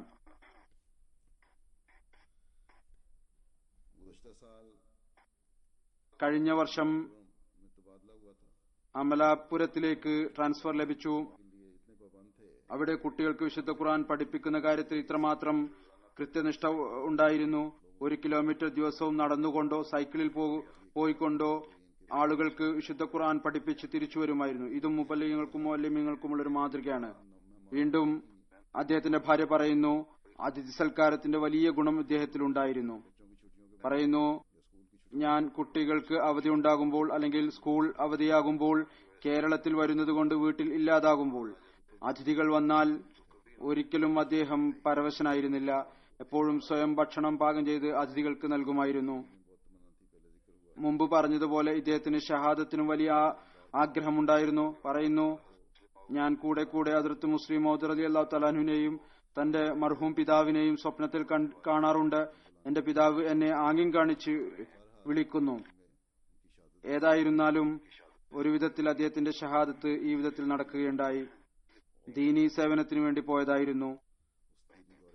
ആ ദീനി പര്യടനത്തിന് ഇടയിൽ തന്നെ അദ്ദേഹത്തിന് അപകടമരണം സംഭവിച്ചു. ഇതും ഒരു തരത്തിലുള്ള ഷഹാദത്ത് തന്നെയാണ്. വളരെയധികം ദുആ ചെയ്യുന്ന, തഹജ്ജുദ് അനുഷ്ഠിക്കുന്ന, എല്ലാവരുമായി ഇടപഴകുന്ന തബ്ലീഗി മൈതാനത്ത് ഒരു ധൈര്യശാലിയായ യോദ്ധാവായിരുന്നു. പല പ്രാവശ്യവും എതിരാളികൾ അദ്ദേഹത്തെ വളഞ്ഞുകൊണ്ട് അടിക്കുകയും മർദ്ദിക്കുകയും ചെയ്തു. ഞാൻ എന്റെ ജൽസയുടെ പ്രസംഗത്തിന്റെ സംഭവങ്ങളിൽ ഒരിക്കൽ ഇദ്ദേഹത്തിന്റെ സംഭവവും കേൾപ്പിച്ചിരുന്നു. വളരെ ഭയാനകമായ നിലയിലാണ് മൗലവിമാർ ഇദ്ദേഹത്തെ മർദ്ദിച്ചത്. ഇദ്ദേഹത്തിന്റെ സന്തപ്ത കുടുംബത്തിൽ പ്രായമായ മാതാവുണ്ട്, ഭാര്യയും 2 ആൺകുട്ടികളുമുണ്ട്. ഇദ്ദേഹത്തിന് 2 മൂത്ത സഹോദരങ്ങളുണ്ട്. ഒരാൾ എച്ച് സുലൈമാൻ സാഹിബ് കേരളത്തിലെ പാലക്കാട് ജില്ലാ അമീറാണ്. എച്ച് ഷംസുദ്ദീൻ സാഹിബ് നസാറത്ത് നഷറോയിഷാദ് കാദിയാനിലെ മലയാളം സെഷനിൽ ഇപ്പോൾ സേവനത്തിനുള്ള തൗഫീക്ക് ലഭിച്ചുകൊണ്ടിരിക്കുന്നു. ഇദ്ദേഹത്തോടൊപ്പം സേവനം ചെയ്യാൻ സാധിച്ച മുബല്ലിഗ് നവീദുൽ ഫത്ത ഷാഹിദ് സാഹിബ് പറയുന്നു, മൗലാന എച്ച് നാസറുദ്ദീൻ സാഹിബ് കേരളക്കാരനായിരുന്നു. ഏകദേശം 12 വർഷമായി ആന്ധ്ര, തെലങ്കാന സംസ്ഥാനങ്ങളിൽ സേവനം ചെയ്തുകൊണ്ടിരിക്കുകയായിരുന്നു. പറയുന്നു, ഒരേ പ്രദേശത്ത് താമസിക്കുന്നത് കൊണ്ട് അധികവും കണ്ടുമുട്ടൽ നടക്കുമായിരുന്നു. മീറ്റിംഗിൽ അങ്ങേയറ്റത്തെ വിനയത്തോടുകൂടി ഇരിക്കുമായിരുന്നു. ജമാഅത്ത് അഹമ്മദിയയുടെ പുരോഗതിക്ക് വേണ്ടി എന്തു പ്രവർത്തനം ചെയ്യുന്നതിനും സന്നദ്ധനായി ഇരിക്കുമായിരുന്നു. വളരെയധികം സ്നേഹിക്കുന്ന വ്യക്തിത്വമായിരുന്നു. കർമ്മനിരതനായ പണ്ഡിതനായിരുന്നു. ഇടമുറിയാതെ തഹജ്ജുദ് നമസ്കരിക്കുമായിരുന്നു. എല്ലാ ദിവസവും സ്ഥിരമായി താലീം തർബിയത്ത് ചെയ്യുമായിരുന്നു. ഓഫീസ് ജോലികൾക്കായി എല്ലാ ദിവസവും പ്രത്യേകം സമയം നൽകിയിരുന്നു. മുതിർന്നവരെ ബഹുമാനിക്കുക എന്നത് അദ്ദേഹത്തിന്റെ പ്രത്യേക ഗുണമായിരുന്നു. ചെറിയവരോട് നല്ല നിലയിൽ പെരുമാറുക എന്നതും ഒരു പ്രത്യേക ഗുണമായിരുന്നു. എല്ലാ ദിവസവും സ്ഥിരമായി പുറത്തിറങ്ങുമായിരുന്നു. എതിരാളികൾ എന്തെങ്കിലും ചെയ്യും എന്ന ഭയം ഉണ്ടായിരുന്നില്ല. അതുകൊണ്ട് തന്നെ അഹമ്മദികൾക്കിടയിലുള്ള അദ്ദേഹത്തിന്റെ സ്വാധീനവും വളരെ വലുതായിരുന്നു. കാരണം അവരോട് വളരെ പ്രസന്നതയോടുകൂടിയാണ് പെരുമാറിയിരുന്നത്. എല്ലാവർക്കും വളരെ പ്രിയങ്കരനായിരുന്നു. പറയുന്നു, ഞാൻ ഒരിക്കലും തന്നെ ഇദ്ദേഹത്തിന്റെ നെറ്റി ചുളിഞ്ഞതായി കണ്ടിട്ടില്ല, ഒരിക്കലും കോപിക്കുന്നത് കണ്ടിട്ടില്ല. തന്റെ കൂടെയുള്ള മുഅല്ലിമീങ്ങളോടും വളരെ നല്ല നിലയിൽ പെരുമാറുമായിരുന്നു. എപ്പോഴും അവരുടെ കാര്യങ്ങൾ നോക്കും. എല്ലാവരോടും ഈ വിധത്തിലുള്ള സ്നേഹമായിരുന്നു. ഇദ്ദേഹവുമായി പരിചയപ്പെടുന്ന ഓരോരുത്തരും അദ്ദേഹത്തെ അങ്ങേയറ്റം സ്നേഹിക്കുന്നവരാകുമായിരുന്നു. ഹദ്റത്ത് മസീഹ് മൗഊദ് ഇസ്ലാമിന്റെ ഗ്രന്ഥങ്ങൾ വളരെ കൃത്യനിഷ്ഠയോടുകൂടി പാരായണം ചെയ്യുമായിരുന്നു. സ്ഥിരമായിട്ടുള്ള പുസ്തക പാരായണം ഇദ്ദേഹത്തിനുണ്ടായിരുന്നു. വളരെ കൃത്യനിഷ്ഠ ഉണ്ടായിരുന്നു. ഇതിനായി അദ്ദേഹം പ്രത്യേകം സമയം വെച്ചിരുന്നു. ഇതും ഒരു മുബല്ലിഗ് മുറബ്ബിയെ സംബന്ധിച്ചിടത്തോളം അങ്ങേയറ്റം നിർബന്ധമായ ഒരു പാഠമാണ്. വിശുദ്ധ ഖുർആന്റെ തിലാവത്തിൽ നിന്ന് ഒരിക്കലും അശ്രദ്ധനാകുമായിരുന്നില്ല. ഡയറി എല്ലാ ദിവസവും സ്ഥിരമായി എഴുതുമായിരുന്നു.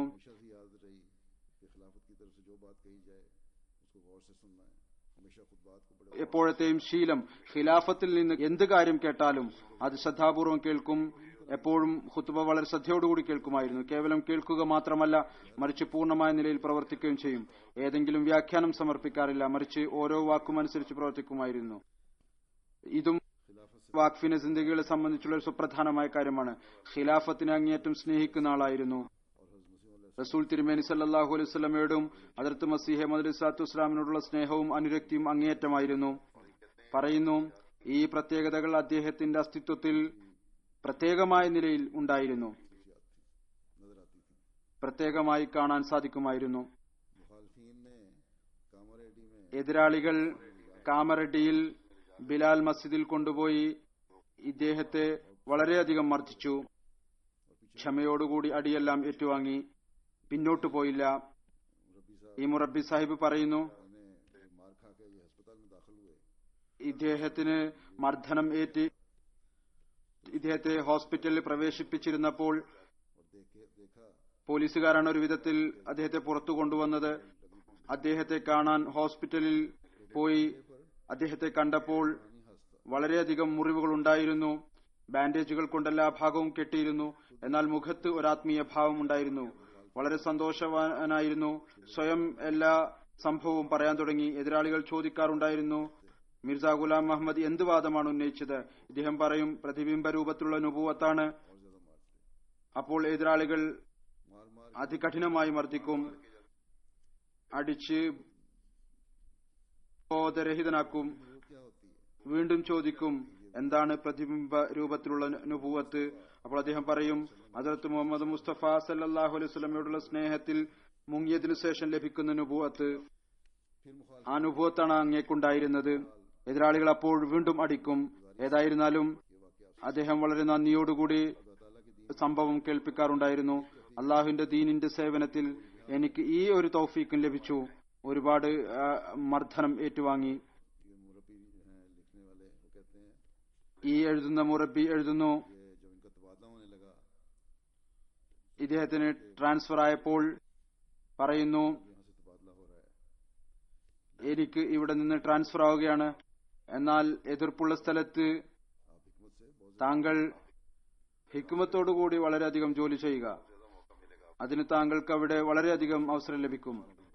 പിന്നീട് എതിർപ്പിനെ കുറിച്ച് മനസ്സിലാക്കി തന്നു. എതിർപ്പ് എപ്രകാരമാണ്, എങ്ങനെയാണ് തബ്ലീഗ് ചെയ്യേണ്ടത്, അഥവാ തനിക്ക് ശേഷം വരുന്നവരുടെ ധൈര്യവും വർദ്ധിപ്പിച്ചു.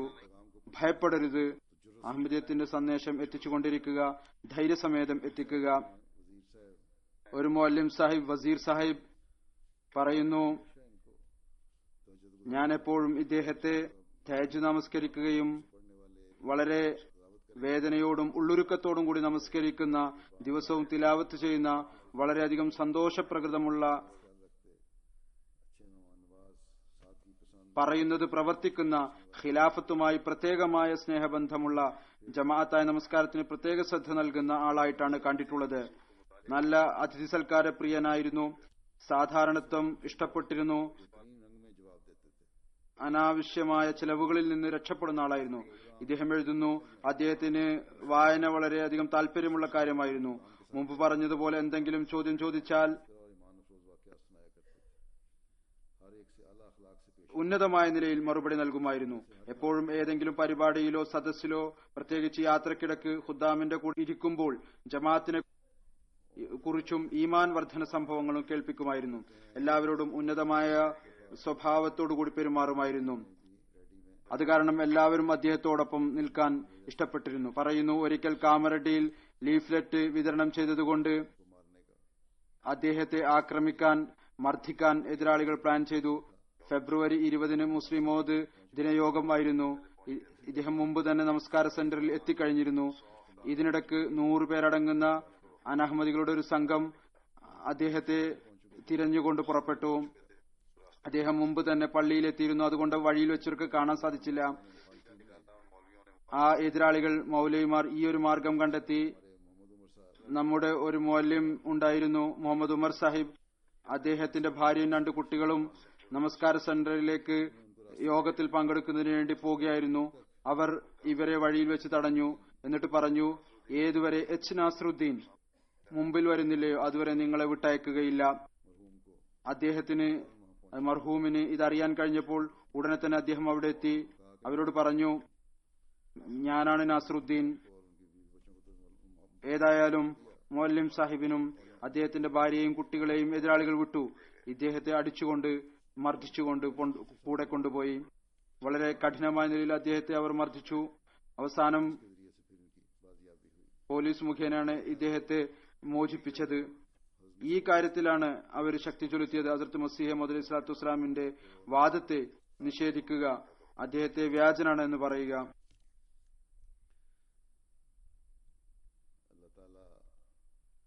അള്ളാഹു ഇദ്ദേഹത്തിന്റെ സ്ഥാനം ഉയർത്തുമാറാകട്ടെ.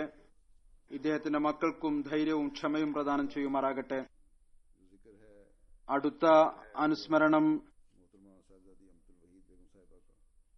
ബഹുമാനപ്പെട്ട സാഹിബ്സാദി അമത്തുൽ വഹീദ് ബേഗം സാഹിബയുടേതാണ്. ഇവർ സാഹിബ്സാദ മിർസ ഖുർഷീദ് അഹമ്മദ് സാഹിബിന്റെ ഭാര്യയായിരുന്നു. ഏപ്രിൽ 10, 2017 രാത്രി 10 മണിക്ക് ഏകദേശം 82-ാമത്തെ വയസ്സിൽ വഫാത്തായി. ഇന്നാ ലില്ലാഹി വ ഇന്നാ ഇലൈഹി റാജിഊൻ. ഇവർ ഹദ്റത്ത് മിർസ ഷരീഫ് അഹമ്മദ് സാഹിബിന്റെ ഏറ്റവും ചെറിയ മകളായിരുന്നു. എന്റെ അമ്മായിയായിരുന്നു. ഹസ്രത്ത് മസീഹ് മൗഊദ് അലൈഹിസ്സലാത്തു വസ്സലാമിന്റെ പൗത്രിയും ഹസ്രത്ത് നവാബ് മുഹമ്മദ് അലി ഖാൻ സാഹിബിന്റെ മകളുടെ മകളും ആയിരുന്നു.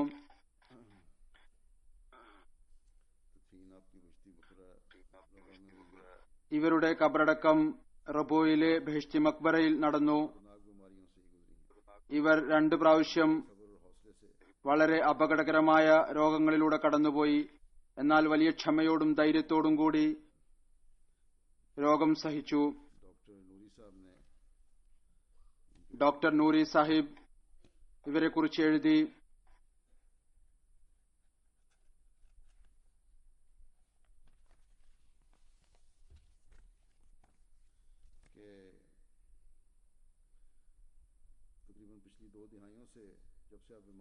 ഏകദേശം കഴിഞ്ഞ 2 പതിറ്റാണ്ടായി ഇവർ രോഗിയായിരുന്നു.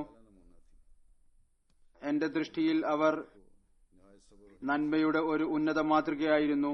പറയുന്നു, രോഗത്തിന്റെ പ്രയാസത്തെ വളരെ ധൈര്യത്തോടും ക്ഷമയോടും കൂടി സഹിച്ചു. ക്യാൻസർ ആയിരുന്നു രോഗം. അത് ശാരീരികമായും മാനസികമായും ഇത്ര അപകടകരമായ അവസ്ഥയിൽ എത്തുമായിരുന്നു. അവസാന ദിനങ്ങളിൽ പറയുന്നു, ഇത് ശാരീരികമായും മാനസികമായും 2 വിധത്തിലും അപകടകരമായ അവസ്ഥയായിരുന്നു. അതുപോലെ ചികിത്സയും വളരെ പ്രയാസമുള്ളതായിരുന്നു. എന്നാൽ ഇതെല്ലാം ആയിട്ടും അവർ അള്ളാഹുവിനാൽ നൽകപ്പെട്ട ശക്തി കൊണ്ടും ക്ഷമ കൊണ്ടും ഈ രോഗത്തെ തന്റെ നിത്യേനയുള്ള ജീവിതത്തിൽ ഒരു തടസ്സമാകാൻ അനുവദിച്ചില്ല. വളരെ ധൈര്യത്തോടും ക്ഷമയോടും കൂടി ഈ രോഗത്തെ നേരിട്ടു. ഡോക്ടർ സാഹിബ് പറയുന്നു, അവർ ചിരിച്ചുകൊണ്ട് നിർഭയയായി എല്ലാ ജോലിയും ചെയ്തുകൊണ്ടിരുന്നു. അള്ളാഹുവിന്റെ തൃപ്തിയിൽ തൃപ്തയായിരുന്നു. തന്റെ രോഗത്തിന്റെ അവസാന ദിവസം വരെ വീട് നോക്കി നടത്തി. അതോടൊപ്പം തന്റെ ഭർത്താവിനെയും പരിചരിക്കുമായിരുന്നു. ഭർത്താവുമായും ഒരു മാതൃകാപരമായ ബന്ധം ആയിരുന്നു. സ്വയം രോഗിയായിരുന്നു. എന്നാൽ ഇവരുടെ ഭർത്താവ് സാഹിബ്സാദ മിർസ ഖുർഷീദ് അഹമ്മദ് സാഹിബിന് ആൻജിയോപ്ലാസ്റ്റി നടന്നപ്പോൾ തന്റെ രോഗം മറന്ന് അദ്ദേഹത്തെ പരിചരിക്കുകയും ശ്രദ്ധിക്കുകയും ചെയ്തുകൊണ്ടിരുന്നു.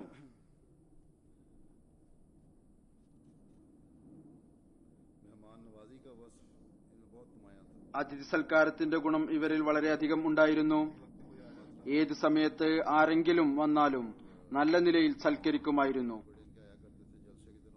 അന്യരായ അതിഥികളും വളരെയധികം ഇവർക്ക് വരാറുണ്ടായിരുന്നു.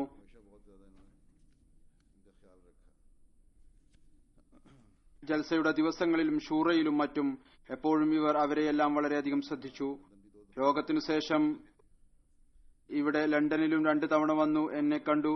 2005 കാദിയാനിൽ വെച്ചാണ് ഞാനുമായി ഖിലാഫത്തിനു ശേഷം ആദ്യമായി മുലാഖാത്ത് നടന്നത്. പിന്നീട് ഇവിടെ വന്നതിനു ശേഷവും വളരെ ഇഖ്ലാസോടുകൂടിയും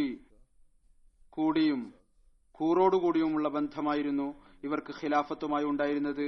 അടുത്ത ബന്ധവും മുതിർന്ന പ്രായവും ആയിരുന്നിട്ടും അങ്ങേയറ്റത്തെ വിനയത്തോടുകൂടിയാണ് കണ്ടിരുന്നത്.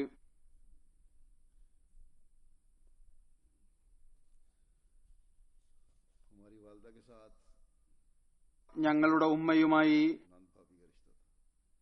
സഹോദര ഭാര്യ നാത്തൂൻ ബന്ധമാണ് ഇവർക്കുണ്ടായിരുന്നത്.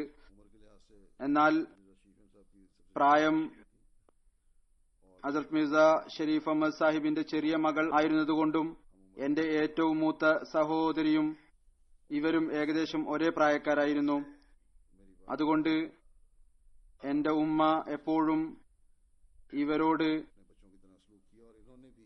തന്റെ മക്കളെ പോലെ പെരുമാറി. ഇവരും ഒരിക്കലും തന്നെ ഉമ്മയെ സഹോദര ഭാര്യയായി മനസ്സിലാക്കിയില്ല. മറിച്ച് ഞാൻ എപ്പോഴും കണ്ടിട്ടുള്ളത് വലിയ ബഹുമാനവും പരിഗണനയും ആദരവും ഉണ്ടായിരുന്നു. എന്റെ ഉമ്മയെ എപ്പോഴും വലിയ ഒരു മഹതിയായിട്ട് അവർ കരുതി. മാതൃകാപരമായ ഒരു ബന്ധം ആയിരുന്നു. ഇവരുടെ നിക്കാഹ് ഡിസംബർ 26, 1955 ഹസ്രത്ത് ഖലീഫത്തുൽ മസീഹ് സാനിയാണ് നടത്തിയത്. അന്ന് ഇവരോടൊപ്പം സയ്യദ് മീർ മഹ്മൂദ് അഹമ്മദ് സാഹിബിന്റെ നിക്കാഹും നടന്നു.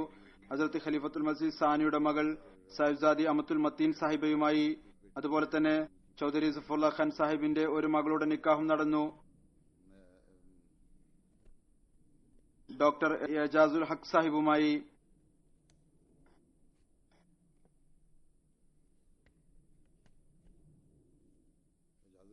साथ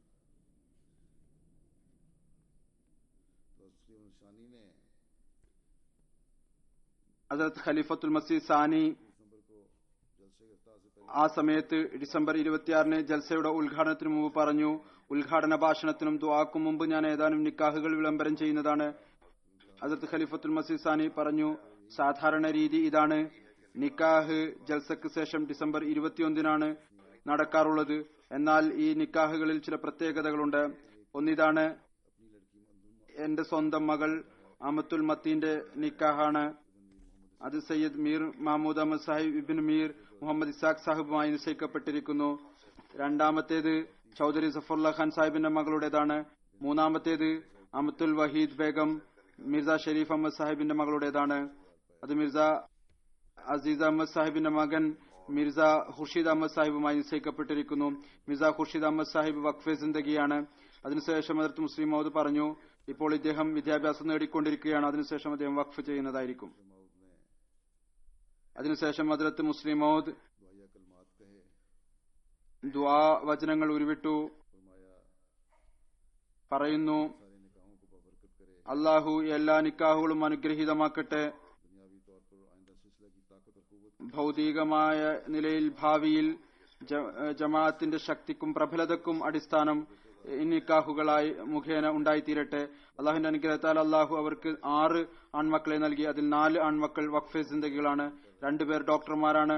ഫസ്ലെ ഉമർ ഹോസ്പിറ്റലിൽ ജോലി ചെയ്തുകൊണ്ടിരിക്കുന്നു. वकील हैं जो सदना नंदिया में मुशीर कानूनी के दफ्तर में ഒരാൾ PhD ഡോക്ടറാണ്, നസാറത്ത് തലീമിലാണ്. മറ്റൊരാൾ വക്കീലാണ്, സദർ അഞ്ജുമൻ അഹമ്മദിയായുടെ നിയമോപദേശകന്റെ ഓഫീസിലാണ്. ഇവരുടെ ലജനയുടെ സേവനകാലവും ഏകദേശം 29 വർഷം വിശാലമായതാണ്. അതിൽ ഇവർ സെക്രട്ടറി സനത്തോ തിജാറത്തും നായിബ് സദർ അവൽ ആയിട്ടുണ്ട്. സെക്രട്ടറി സനത്തോ തിജാറത്ത് എന്ന നിലയിൽ ഇവർ ചെയ്ത സേവനം, ഒന്നാമതായി ज़ौक़ बड़ा अच्छा था, ഇവർക്ക് പ്രത്യേകമായൊരു താല്പര്യം ഉണ്ടായിരുന്നു. से काम करवाती थी, ദരിദ്രരെ കൊണ്ട് ജോലി ചെയ്യിപ്പിക്കുകയും കൈകൊണ്ട് ജോലി ചെയ്യിപ്പിക്കുക, എംബ്രോയിഡറി, തുന്നൽ എന്നിവ. ഒന്നാമതായി അവർക്ക് അത് മുഖേന കൂലി ലഭിക്കുമായിരുന്നു. അതുപോലെ എക്സിബിഷനിൽ എപ്പോഴും റബോയിലെ രചനകൾക്ക് വലിയ വരുമാനം ഈ വിധത്തിൽ ലഭിക്കുമായിരുന്നു. इताअत अपने अफसर തന്റെ ഉയർന്ന ഉദ്യോഗസ്ഥരോടുള്ള അനുസരണം क्या रिश्ता है, എന്ത് ബന്ധമാണ്, പ്രായത്തിലുള്ള വ്യത്യാസം എന്താണ് എന്ന് നോക്കാതെ അങ്ങേയറ്റത്തെ നിലയിലായിരുന്നു. എന്റെ ഭാര്യ എന്നോട് പറഞ്ഞു, साल जब वो सदर लजना रबा रही അവര് 2 വർഷം റബുവ സദർ ലജന ആയിരുന്നപ്പോൾ ഇവർ സെക്രട്ടറി സനത്തോ തിജാറത്തും നായിബ് സദർ എന്ന നിലയിലും അവരോടൊപ്പം ജോലി ചെയ്തുകൊണ്ടിരുന്നു. എപ്പോഴും വലിയ സന്തോഷ ഹൃദയത്തോടുകൂടി, വലിയ വിനയത്തോടുകൂടി, വലിയ അനുസരണത്തോടുകൂടി ഒപ്പം ജോലി ചെയ്യുമായിരുന്നു. അവരെ ഏൽപ്പിച്ച ജോലികളെല്ലാം തന്നെ അവർ വലിയ സന്തോഷത്തോടുകൂടി ചെയ്തു. इनके खामन അവരുടെ ഭർത്താവ് ബഹുമാനപ്പെട്ട മിർസ ഖുർഷീദ് അഹമ്മദ് സാഹിബ് പറയുന്നു, ഒരു വഖഫെ സിന്ദഗിയുടെ ഭാര്യ എന്ന നിലയിലുള്ള കടമകൾ നിറവേറ്റി. എന്നോട് ഒരിക്കലും തന്നെ ഒരു ആവശ്യവും ഉന്നയിച്ചില്ല. കുട്ടികളുടെ തർബിയത്ത് കാര്യം ശ്രദ്ധിച്ചു. का नतीजा है कि अल्लाह ताला के फजल से ഇത് തർബിയത്തിന്റെ ഫലമാണ്. അള്ളാഹുവിന്റെ അനുഗ്രഹത്താൽ 6 ആൺമക്കളിൽ 4 പേർ വഖഫെ സിന്ദഗികളാണ്. അതുപോലെ തന്നെ കുട്ടികളോടൊപ്പം വീട്ടിലുള്ള ജോലിക്കാരുടെ കുട്ടികളെയും വളരെ ഉന്നതമായ നിലയിൽ വളർത്തി. അഥവാ ആർക്കെങ്കിലും വിശുദ്ധ ഖുർആൻ പാരായണം ചെയ്യാൻ അറിയില്ല എങ്കിൽ വിശുദ്ധ ഖുർആൻ പഠിപ്പിച്ചു. കുട്ടികളോടൊപ്പം ജോലിക്കാരുടെ കുട്ടികൾക്കും വിശുദ്ധ ഖുർആൻ പഠിപ്പിച്ചു. ഒരുപാട് കുട്ടികളുണ്ട്.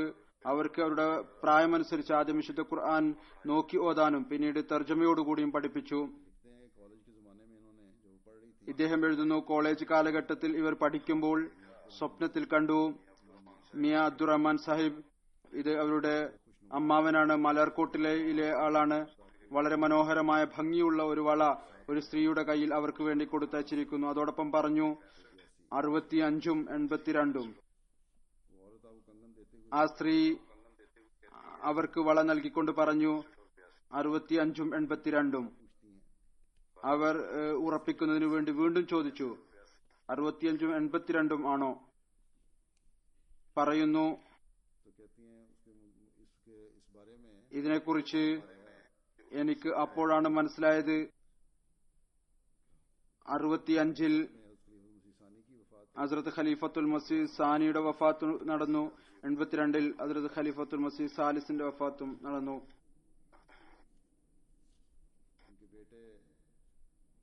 ഇവരുടെ മകൻ അസീസം അദീൽ എഴുതുന്നു, ജൽസ സാലാനയുടെ അവസരത്തിൽ 100-ലധികം അതിഥികൾ ഉണ്ടാകുമായിരുന്നു. നല്ല സന്തോഷത്തോടുകൂടി അവരുടെ അതിഥി സൽക്കാരം നടത്തുമായിരുന്നു. ഹസ്രത്ത് ഖലീഫത്തുൽ മസീഹ് റാബി ഹിജ്റത്ത് ചെയ്തപ്പോൾ ആ സമയത്ത് അദ്ദേഹത്തിന്റെ യാത്രയ്ക്ക് വേണ്ടി ചായയും മറ്റു സാധനങ്ങളും അതിനുള്ള സംവിധാനം ഇവരാണ് ഒരുക്കിയത്. തന്റെ കൈകൊണ്ട് തന്റെ മേൽനോട്ടത്തിൽ അദ്ദേഹത്തിന് ഇഷ്ടപ്പെട്ട ചില സാധനങ്ങൾ തയ്യാറാക്കി അയക്കുമായിരുന്നു. അതേ പെരുമാറ്റം തന്നെ ഏതൊന്നാണോ അത് ഖലീഫത്തുൽ മസീഹ് റാബിയുമായി ഉണ്ടായിരുന്നത് അത് എന്നോടും കാണിച്ചു. എനിക്കും അവർ അവരുടെ ഒരു പ്രത്യേകമായ തരം ഹലുവ ഉണ്ട് തയ്യാറാക്കി അയക്കുമായിരുന്നു. തന്റെ കൈകൊണ്ട് തന്റെ മേൽനോട്ടത്തിൽ വലിയ ആദരവും ബഹുമാനവും ആയിരുന്നു.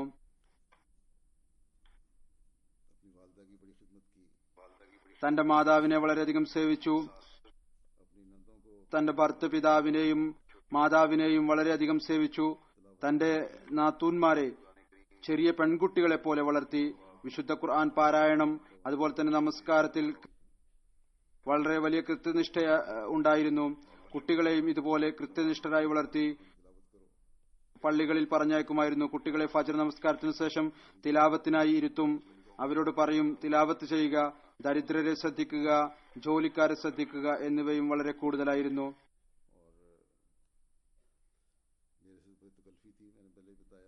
ഞാൻ നേരത്തെ പറഞ്ഞതുപോലെ എന്നോടും ഒരു വിധത്തിലുള്ള ഫോർമാലിറ്റിയും ഉണ്ടായിരുന്നില്ല.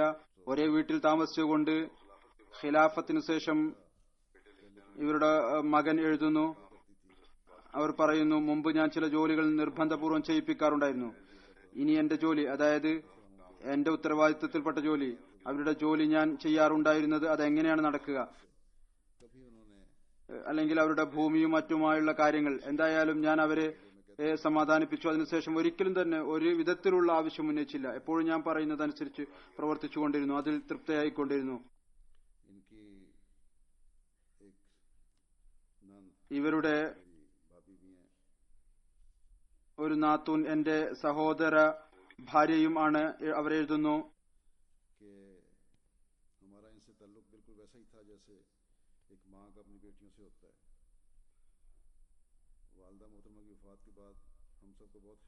ഞങ്ങൾക്ക് ഇവരുമായുള്ള ബന്ധം ഒരു മാതാവിന് തന്റെ മകളോടുള്ള ബന്ധം പോലെ തന്നെയായിരുന്നു.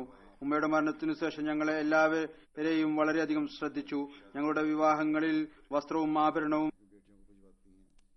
വിവാഹ ഉപഹാരങ്ങളും എല്ലാം സംവിധാനവും സ്വയം ചെയ്തു. ഏതുപോലെ ഒരു ഉമ്മ തന്റെ മകൾക്ക് വേണ്ടി ചെയ്യുന്നുവോ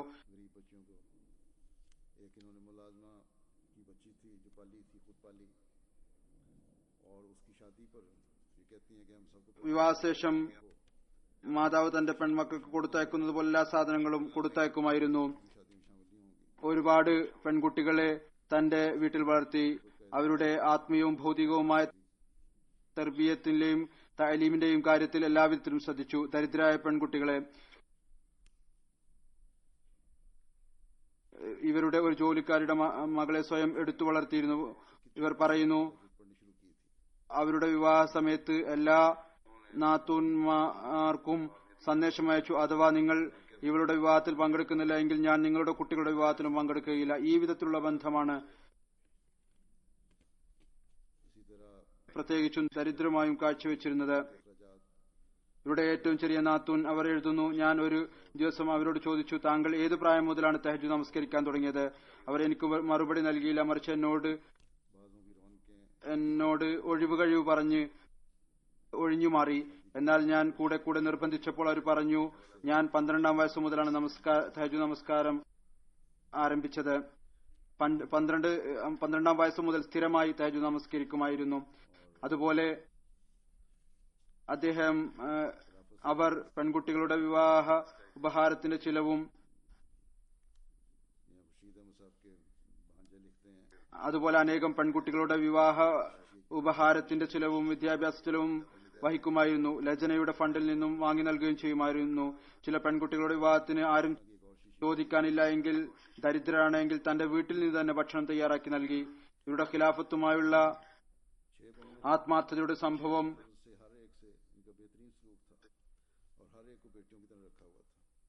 മിയ ഖുർഷിദ് സാഹിബിന്റെ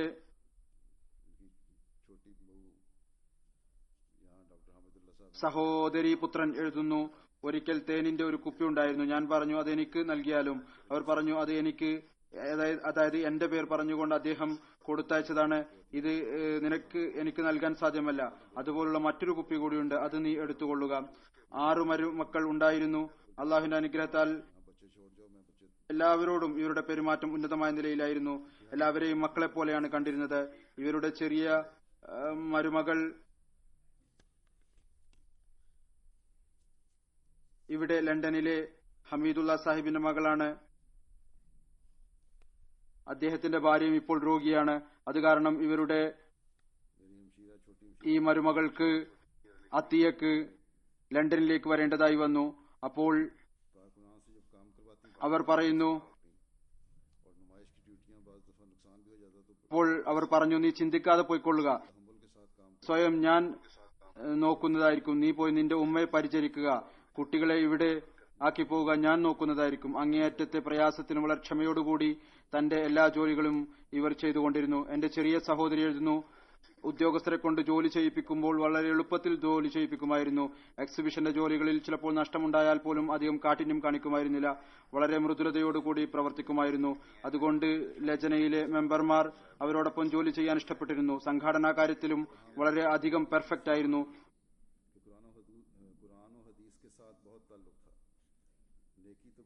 അത് ഏതെങ്കിലും ഉദ്യോഗസ്ഥർക്ക് പ്രയാസമുണ്ടായാൽ അത് ദൂരീകരിക്കാൻ വളരെ പെട്ടെന്ന് ശ്രമിക്കുമായിരുന്നു.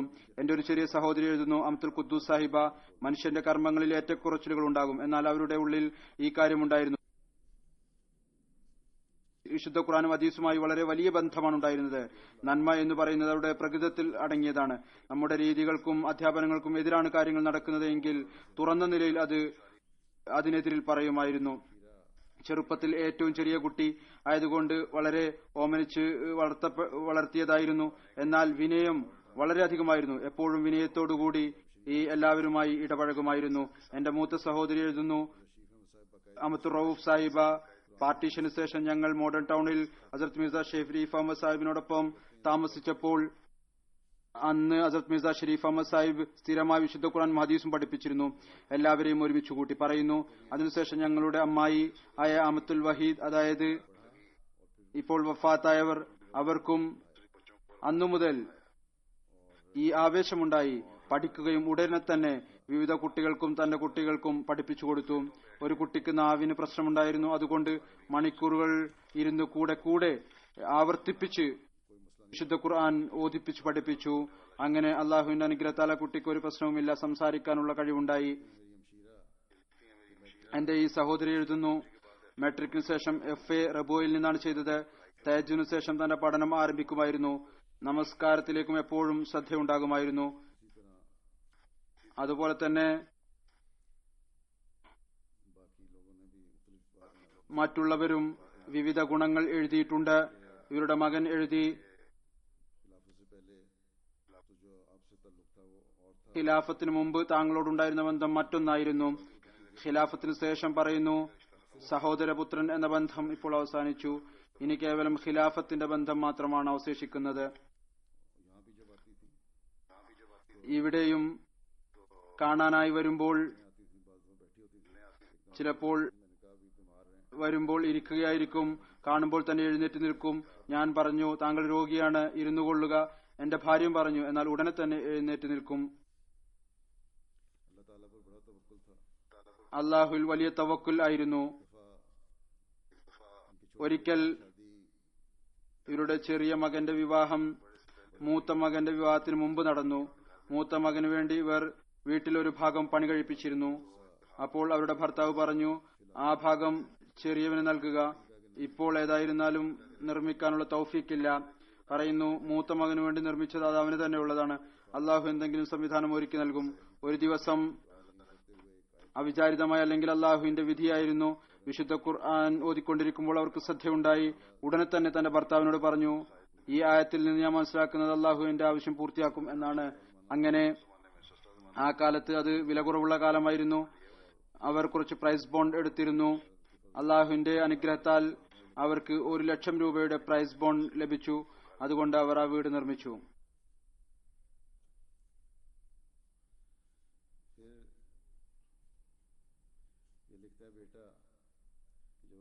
മകൻ എഴുതുന്നു, ഹദരത്ത് ഖലീഫത്തുൽ മസീഹിന്റെ മരണത്തിന്റെ വാർത്ത വന്നപ്പോൾ ഞങ്ങളെല്ലാവരും നമസ്കരിക്കുന്നതിനായി പള്ളിയിൽ പോയതായിരുന്നു.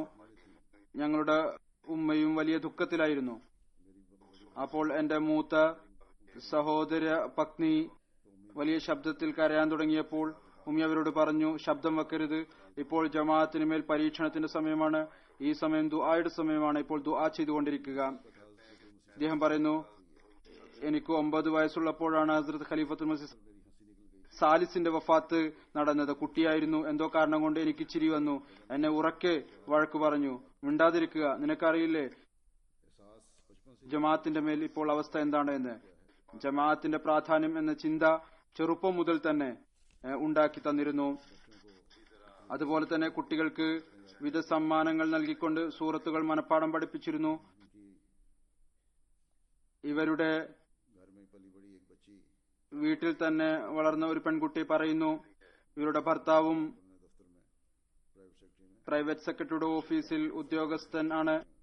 4-5 വയസ്സ് പ്രായം മുതൽ തന്നെ അവരുടെ വീട്ടിലുണ്ട്. അവരെന്നെ പഠിപ്പിച്ചു, എല്ലാവിധത്തിലും എന്റെ തർബിയത്ത് ചെയ്തു. എന്റെ വിവാഹം നടത്തി. വിവാഹത്തിനു ശേഷം എന്തെങ്കിലും ജോലി ഉണ്ടെങ്കിൽ എന്നെ വീട്ടിലേക്ക് വിളിപ്പിക്കും. പറയുന്നു, ഒരിക്കൽ എന്റെ വീട്ടിൽ വന്നു. പഴയ രീതിയിലുള്ള ഒരു സോഫ കിടക്കുന്നതായി കണ്ടു. അവർ ചോദിച്ചു, ഇത് എവിടെ നിന്നാണ് ലഭിച്ചത്? പറഞ്ഞു, ഒരു അയൽവാസി നൽകിയതാണ്. ഉടനെ തന്നെ പറഞ്ഞു, ഈ സോഫ ഇവിടുന്ന് എടുത്തു മാറ്റുക. പുതിയ സോഫ ഉടനെ തന്നെ വാങ്ങി എത്തിച്ചു തന്നു.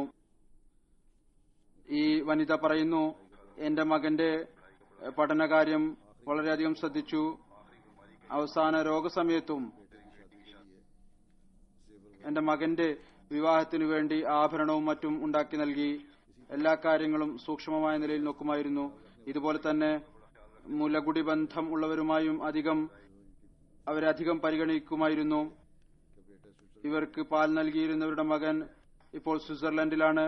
അദ്ദേഹം പറയുന്നു, എന്റെ പിതാവിന് എല്ലാ പ്രയാസത്തിലും ബുദ്ധിമുട്ടിലും വളരെയധികം അദ്ദേഹത്തെ ശ്രദ്ധിച്ചു. അതുപോലെ തന്നെ ഇവരുടെ റിസായി സഹോദരി ഉണ്ടായിരുന്നു. അവരുടെ ഒരു ബന്ധുവും എനിക്ക് എഴുതുകയുണ്ടായി. അങ്ങേയറ്റത്തെ വിനയത്തോടുകൂടി അവരുടെ രോഗത്തിന്റെ ദിവസങ്ങളിൽ അവരെ ശ്രദ്ധിച്ചു. ഇവരിൽ ഒരുപാട് ഗുണങ്ങൾ ഉണ്ടായിരുന്നു. അള്ളാഹു ഇവരുടെ മക്കളിലും ഈ ഗുണങ്ങൾ നിലനിർത്തുമാറാകട്ടെ. അവർക്ക് ഖിലാഫത്തുമായി കൂറിന്റെ ബന്ധമുണ്ടാകട്ടെ. അള്ളാഹു ഇവരുടെ ദർജകൾ ഉയർത്തുമാറാകട്ടെ. നമസ്കാരത്തിനു ശേഷം എന്നല്ല, നമസ്കാരങ്ങൾക്ക് ശേഷം ഞാൻ പറഞ്ഞ ഈ 3 മർഹൂമിങ്ങളുടെ ജനാസ ഗായിബ് നമസ്കരിപ്പിക്കുന്നതായിരിക്കും.